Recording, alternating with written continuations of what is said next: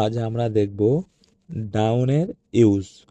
আগের লেসেনগুলোয় অন্য প্রিপোজিশন ব্যবহার বলেছিলাম, ওগুলো যদি না দেখে থাকো দেখে নিও। আজ আমরা ডাউনের ব্যবহার দেখব।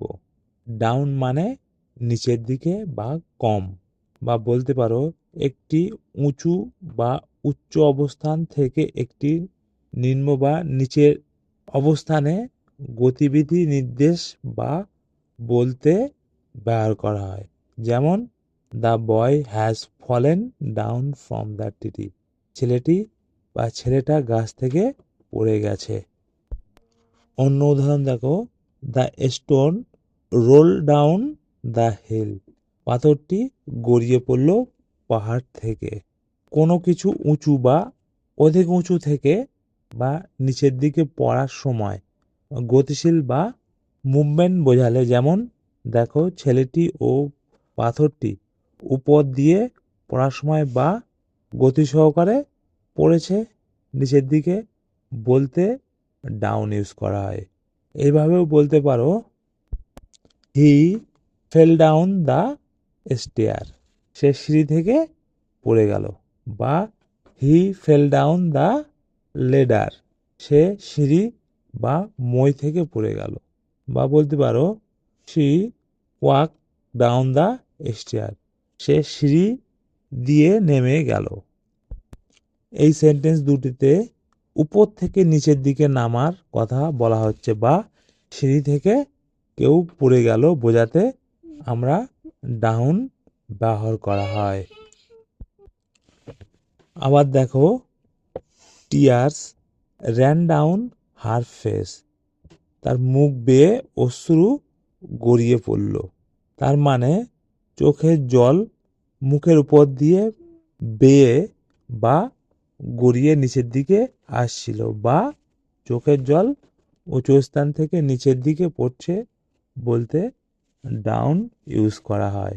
আবার দেখো, কোনো কিছু সারফেস বা পৃষ্ঠের উপর থাকা বা রাখা বোঝাতে, যেমন সারফেস বা পৃষ্ঠ, যেমন টেবিলের উপর জায়গা বা মেঝে বা কোনো সমতল বোঝানো হয়।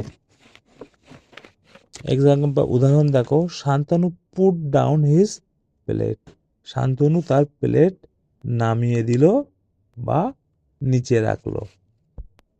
পরের উদাহরণ দেখো, প্লিজ সিট ডাউন, অনুগ্রহ বা দয়া করে বসুন। প্রথম বাক্যে দেখো প্লেটটা নামিয়ে দিল বা কোনো একটা সারফেস বা পৃষ্ঠে রাখলো সে কথা বলছে। আর দ্বিতীয় বাক্যে একটা সারফেসের উপর বসার কথা বলছে, এই ডাউন ওয়ার্ডটি দ্বারা সেটা বোঝানো হচ্ছে।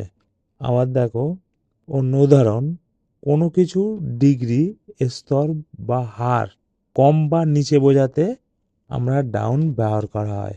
কুল ডাউন টেনশন, উত্তেজনা ঠান্ডা করো। এখানে দেখো উত্তেজনা ঠান্ডা বা কম করতে বলা হচ্ছে, বা উত্তেজনা একটু উঁচু স্তরে আছে তার থেকে কম বা ঠান্ডা হতে বলছে তাকে। বা অন্য উদাহরণ দেখো, ট্রাই টু ক্লাম ডাউন, শান্ত হওয়ার চেষ্টা করো। এর মানে কাউকে রাগ করতে বারণ বা রাগ কম করতে বলছে, বা শান্ত হওয়ার কথা বলছে। এইভাবে ডাউন ইউজ করা হয়। আবার দেখো, আই পেড হিম ₹100 ডাউন, আমি তাকে 100 টাকার নিচে বা কম দিয়েছি। এই বাক্যে কোনো নির্দিষ্ট পরিমাণ ও হারের কম বা নিচে দেওয়া বোঝাতে বাক্যে এইভাবে ডাউন আমরা ব্যবহার করি। অন্য উদাহরণ দেখো, my weight went down to 80 kgs, আমার ওজন 80 কেজিতে নেমে গেছে। মনে করো আগে তোমার ওজন 80 কেজির বেশি ছিল, এখন সেটা কমে 80 কেজিতে হয়েছে।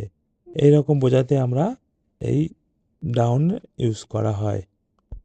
আবার দেখো, পেপার ওয়ার্ক বা কাউকে কোনো কিছু লিখতে অনুরোধ বা আদেশ করছো, কিছু তথ্য বা অন্য কিছু কাগজে বা অন্য কিছু মধ্যে লিখে রাখতে বোঝাতে ডাউন ইউজ হয়।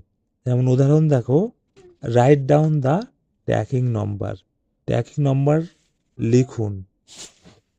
যে write down the phone number, phone নাম্বারটা লিখুন। বা বলতে পারো রাইট ডাউন দ্য অ্যাড্রেস, ঠিকানাটা লিখুন। এই সেন্টেন্সগুলোই কোনো কিছু লিখে রাখতে বলা হচ্ছে, যা পরবর্তী বা সময়ে কোনো কিছু অনুসন্ধান করতে সুবিধা হবে, সেই কথা বোঝাতে আমরা এখানে ডাউন ইউজ করা হয়। বা তুমি বলতে পারো note down the tracking number. অন্য ব্যবহার দেখো, কোনো দিক নির্দেশ করতে আমরা ব্যবহার করি। যেমন she put her head down, সে তার মাথা নিচু করে, সে তার মাথা নিচু করলো। বা বলতে পারো he bent down and pick up a rock, সে নিচু হয়ে একটা ঢিল বা পাথর তুলে নিল। এই বাক্যগুলোই দেখো যে দিক নির্দেশ করছে। এমন বলছে মাথা নিচু করো এবং সে নিচু হয়ে পাথর তুলে নিল। যে এই দিক নির্দেশ করতে আমরা ডাউন ব্যবহার করি। এক কথায় ডাউন নিচে বা নিচু স্তরের দিকে বোঝাতে আমরা ব্যবহার করি। যেন আপের বিপরীত হিসাবে আমরা ডাউন ইউজ করা হয়।